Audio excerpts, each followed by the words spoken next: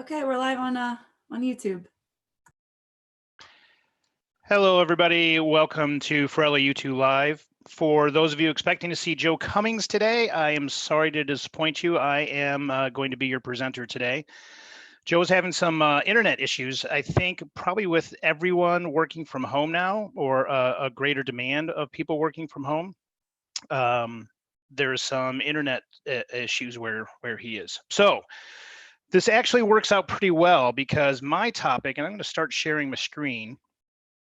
My topic is WebAdvisor debugging with GRDS. Now, a couple of weeks ago, Don Sullivan and I did a session on debugging with GRDS, kind of a general debugging with GRDS. And in that session, we did maybe one slide for debugging with WebAdvisor using GRDS. And I thought that would be fine because basically WebAdvisor is going away. There's probably not as much demand, and we could figure it out. Turns out, like 3 days after that session, I had to do some debugging in a WebAdvisor form, and I tried to use that session with that one slide, and I'm like, this is not making sense to me. So I thought I'll expand that slide and do a session that goes into a little bit more detail for anybody else that might be having problems using the debugging with GRDS. So that's the reason for my session today.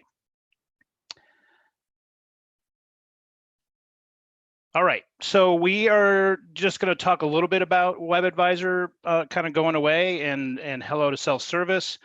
I want to do a quick recap of the GRDS system as presented a couple of weeks ago, and then get into the nitty-gritty about how to use GRDS while debugging a WebAdvisor form. So WebAdvisor is going away, and self-service is the replacement. Some dates to keep in mind: June 30th, 2021, that's the WebAdvisor regulatory support end date. The sustaining support begins the day after, and then essentially 1 year later, the WebAdvisor sustaining support ends. All this to say two things, really. Oh, and the 2020 tax year, WebAdvisor will support tax forms through 2020. All that to say, we strongly encourage you to begin the self-service deployment, but recognize that you will probably be maintaining two systems for a time. And so you will be doing some WebAdvisor debugging in the meantime. So I wanted to go into a little bit more detail.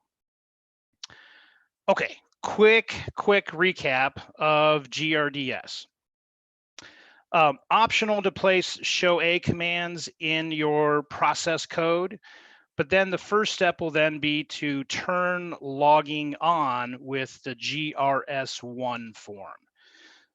You make your service request with GRSS, or you can detail to GRSD.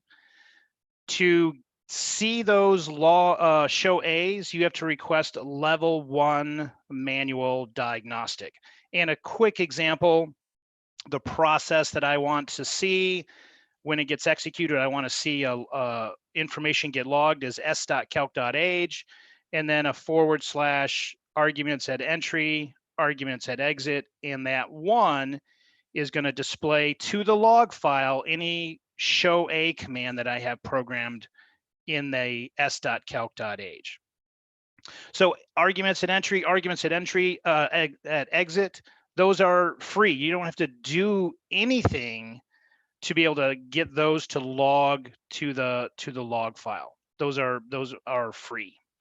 The level 1 manual diagnostic, that means you have placed SHOWA commands in your code and you want to see those get logged.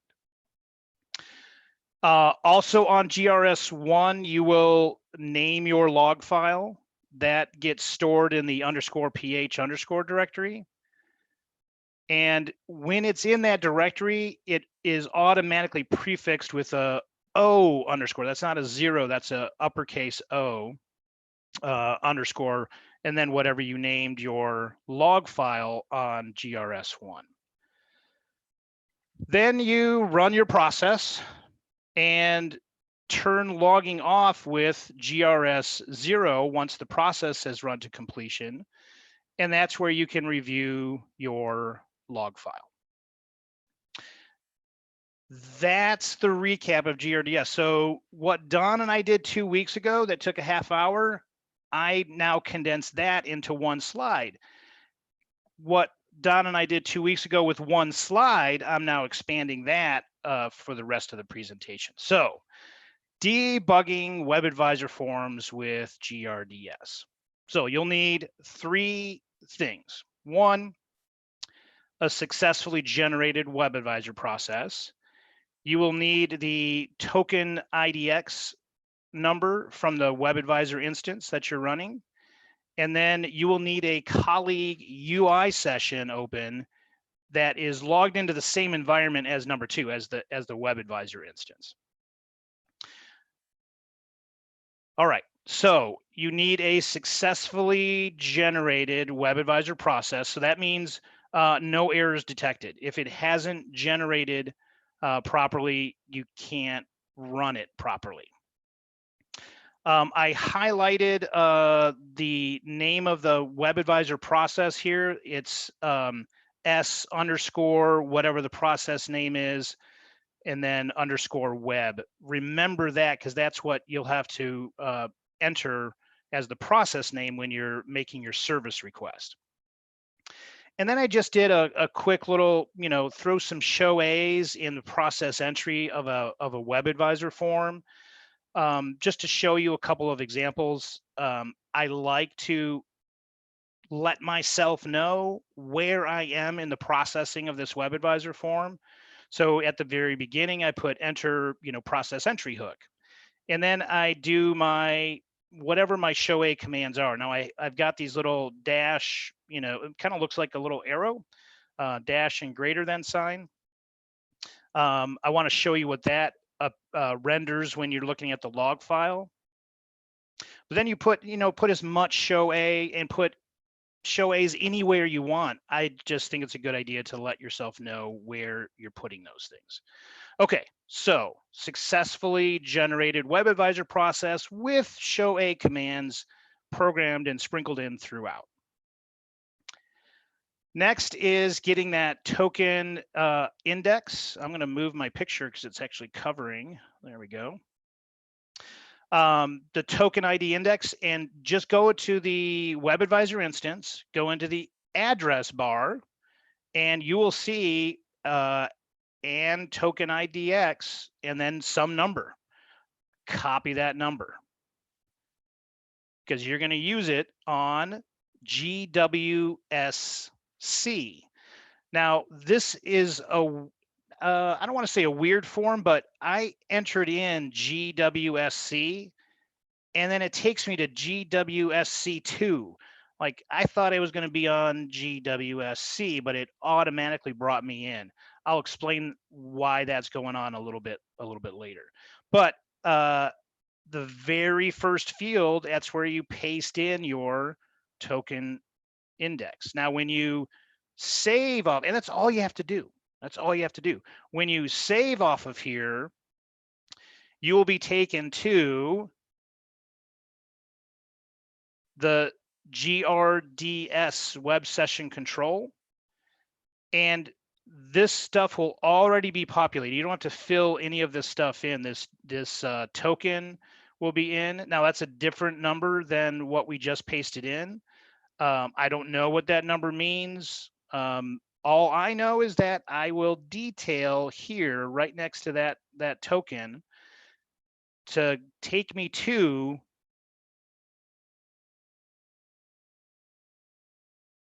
the GRS1 form. Remember the turning logging on. That's where you make your service request. So I just typed in my X in my initials, and then I'm going to detail down to go to GRSS. This is right from the review, right? And then you make your service request. And remember, I said, remember that that s_process_name_web. That's what you got to fill in for WebAdvisor forms. My example was s.calc.age. That's a UI based thing. When it's a WebAdvisor form, you got to do s_ the WebAdvisor process name, then _web. And then to see my SHOWAs, I just did a /1. When you save back off of here, you'll be back at GRS1, and you can name your log file. I named my log file the same as my service request. Keep it short, keep it simple. And for me, that's meaningful, XRM. I know exactly what I'm looking at.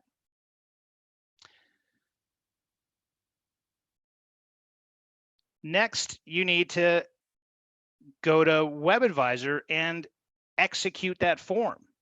That may mean logging in or navigating as a guest. The form may be several layers deep. So you may start with one, select a few things, click submit, go to another form, confirm, and then it's that third one deep that you want to see all your SHOWA stuff.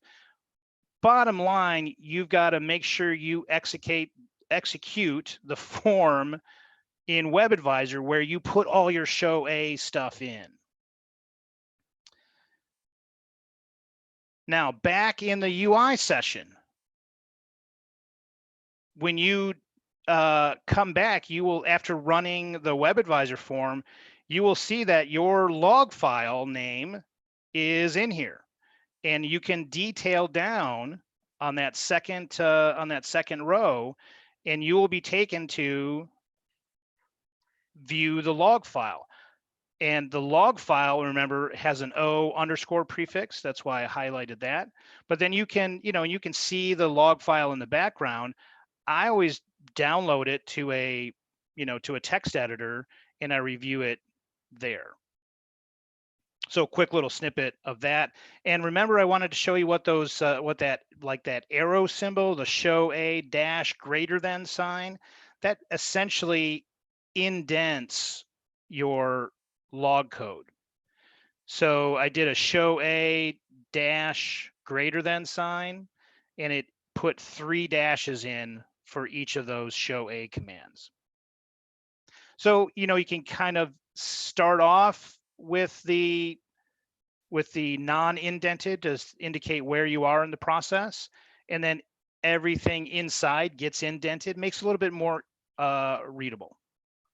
That's it.